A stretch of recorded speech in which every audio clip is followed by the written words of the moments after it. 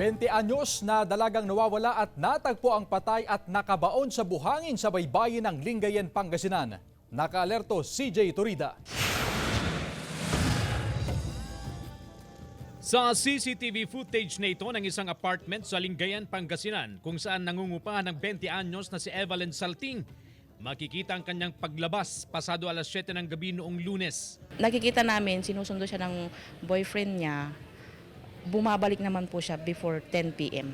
Sa iba pang kuha ng CCTV ng Barangay Poblasyon, makikita rin ang dalaga na naglalakad sa kalsada hawak ang kanyang cellphone hanggang sa dumaan pa sa tapat ng barangay hall. Hindi na nakuhanan ng CCTV kung saan nagtungo ang dalaga hanggang sa may mga lumabas na impormasyon sa social media na siya'y nawawala.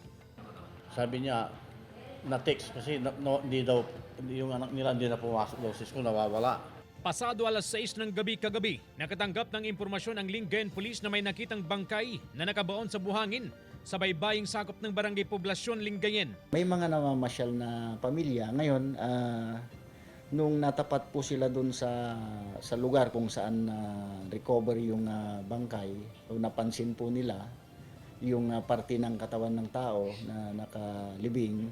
Ayon sa pulisya, positibong kinilala ng kanyang pamilya ang bangkay na si Evelyn, isang college student at tubong barangay Sabling, Anda, Pangasinan. Nakita ng bangkay ng sugat sa ulo.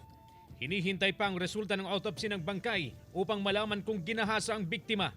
Wala pang person of interest o suspect sa krimen, pero kabilang sa mga subject for investigation, ang nobyo ng biktima at dalawang iba pa. Isa sa mga tinitingnan ng pulisya na motibo sa krimen ay crime of passion. Kinukuhanan ng statement, iniimbestigahan ng ating, tinanggi naman po niya na hindi siya yung, pero hindi po tayo nagtatapos doon. Patuloy ang backtracking ng PNP sa mga kuha ng CCTV camera sa lugar na pinangyarihan ng krimen. Tututukan daw ng pulisya ang kaso. Patuloy na sinisikap ng GMA Regional TV na magkuhanan ng pahayag ang kaanak ng biktima. Kasama si Jing Dakanay, CJ Torida, One North, Central Luzon.